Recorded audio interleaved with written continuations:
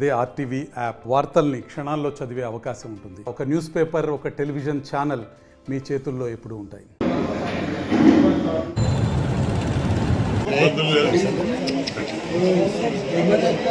పార్టీలో కొన్ని ఇబ్బందులు ఉన్నప్పటికీ కూడా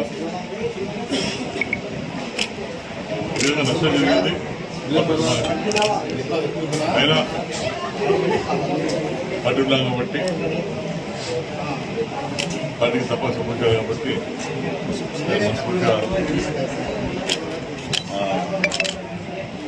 లోక్సభ అభ్యర్థి నారాయణ గారికి, అలాగే కోమూరులో అసెంబ్లీ పోటీ అప్పుడుగా మా ఉద్యమంతా సపోర్ట్ చేస్తున్నాం.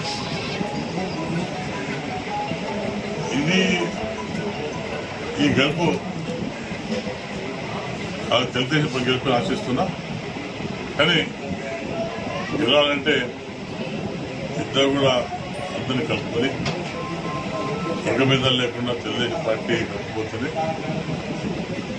తప్పుడు కలిసి అంతా చెప్పాలి. అది ఆశిస్తాం.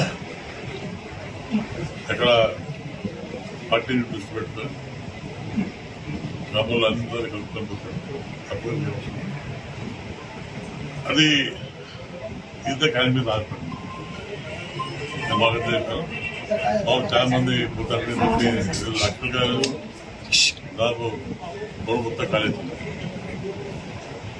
నేనే వాళ్ళతో నేనే వాళ్ళతో పాటు నువ్వు కూడా నా పార్టీ మీద పెట్టాను. పార్టీకి ఇది పార్టీ గురించి ఇచ్చాను. మాకు కావాల్సిన పార్టీ గెలవాలి. వస్తే రాష్ట్రంలో తెలుగుదేశం పార్టీ కావాలి ప్రజలకు. 5 సంవత్సరాల్లో చాలా ఇబ్బంది ఎదుర్కొంటాం. ముఖ్యంగా నిన్నమో నేను రికార్డు ఇస్తే మహిళలకు చాలా జరిగింది. ఈ విషయంలో దాంట్లో మహిళలకు సెకండ్ ఇస్తే ప్రతి రేట్ అంటే ఇన్స్టాల్మెంట్ రేట్ చేశారు. దానివల్ల 7,000 కోట్లు మా పొజిషన్ మేరకు అన్యాయం జరిగింది.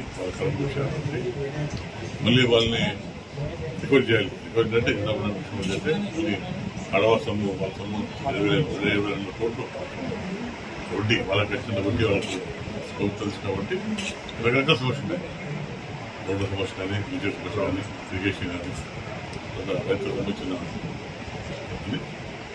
కాబట్టి ముఖ్యంగా నేను గతంలో పార్టీ కాంగ్రెస్ తెలియకుంటున్నాను. నేను ఈ ప్రాంతాన్ని వాళ్ళకి కామెంట్ చేశాను.